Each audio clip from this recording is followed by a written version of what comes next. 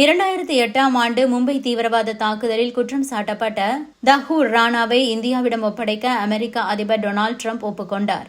வெள்ளை மாளிகையில் இருதரப்பு சந்திப்பிற்கு பிறகு பிரதமர் நரேந்திர மோடியுடன் கூட்டாக செய்தியாளர்களை சந்தித்த போதுதான் இந்த அறிவிப்பை வெளியிட்டிருக்கிறார். அமெரிக்காவில் இரட்டை கோபுரங்கள் பின்லேடன் மூலமாக விமானத்தை வைத்து 2001ஆம் ஆண்டு செப்டம்பர் மாதம் 11ஆம் தேதி தகர்க்கப்பட்டது.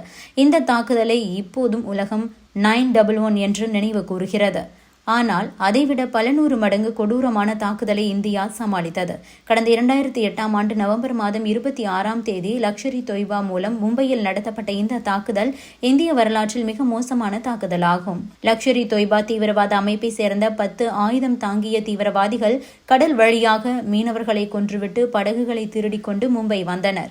இவர்கள் 2 பிரிவுகளாக பிரிந்து நவம்பர் 26ஆம் தேதி மாலை தங்களது ஆபரேஷனில் களமிறங்கினர். இவர்கள் முதலில் தாக்குதல் நடத்தியது மும்பை சத்ரபதி சிவாஜி ரயில் நிலையத்தில்தான். இந்த தாக்குதலில் 58 பேர் பலியாகினர். 120 பேர் காயமடைந்தனர். அஜ்மல் கசாப் வழிநடத்திய இந்த தாக்குதலை 3 தீவிரவாதிகள் நடத்தினர். இந்த தாக்குதல் 90 நிமிடம் நீடித்தது.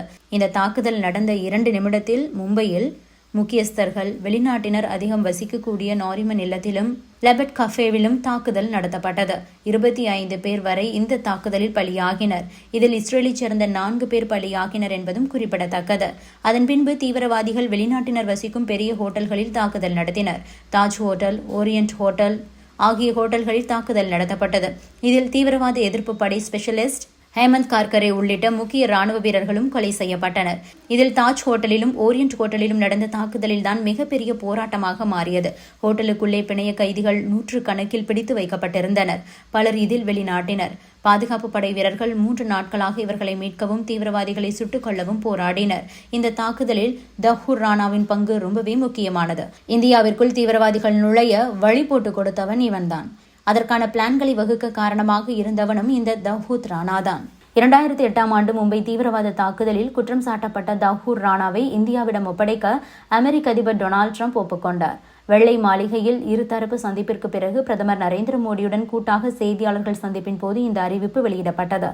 தஹூர் ராணா இந்தியாவுக்கு திரும்புவார். அங்கு அவர் சட்ட நடவடிக்கைகளை எதிர்கொள்வார் என டிரம்ப் எச்சரித்திருக்கிறார்.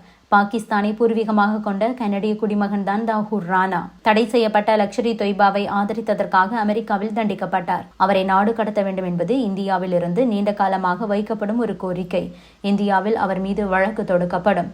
அவர் மீது நடவடிக்கை எடுக்கப்படும் என்று தஹூர் ராணா குறித்து பிரதமர் மோடி பேசியிருக்கிறார்.